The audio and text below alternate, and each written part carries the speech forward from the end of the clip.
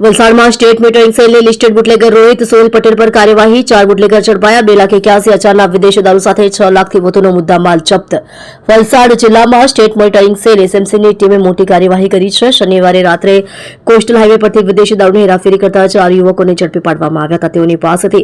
અંદાજે ₹2,81,000નો વિદેશી દારૂ 4 મોપેડ અને 4 મોબાઈલ ફોન મળી કુલ ₹6,23,000નો મુદ્દામાલ કબજે કરવામાં આવ્યો છે આરોપીઓની ઓળખ રોહિત સોહિલ પટેલ વતન જનકભાઈ રબારી હાર્દિક રમેશ પટેલ અને ભાવિક હરેશભાઈ નાયક તરીકે થઈ છે આ કેસમાં નંબર વગરની મોપેડ ચલાવતો સાગર તથા અરુણ સમર મુકેશ સહિત કુલ 7 વ્યક્તિઓ વોન્ટેડ છે એસએમસીની ટીમે વિદેશી દારૂની હેરાફેરીના ગુનામાં વલસાડ રૂરલ પોલીસ મથકે ફરિયાદ નોંધાવવાની કાર્યવાહી હાથ ધરી છે જેમાં આ રેડમાં વોન્ટેડ આરોપીઓ સુઝુકી એક્સેસ ડ્રાઈવર સાગર દારૂ સપ્લાયર અરુણા લંગડી નટવરલાલ પટેલ રહેવાનું છરવાડા ડુંગરી બરાજ ફળિયા પારડી વલસાડ દારૂ સપ્લાયર અમર બહાદુર સ્વામી દયાલ યાદવ રહે ગુજરાતી સ્કૂલ પાસે પારડી વલસાડ દારૂના સપ્લાયર સાપુ રહે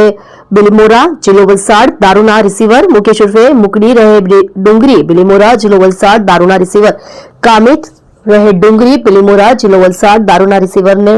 વોન્ટેડ જાહેર કરી કુલ મુદ્દામાલ 6,23,293 કબજે કરી ક્વોલિટી કેસ દાખલ કરી કાયદેસરની કાર્યવાહી કરેલ છે।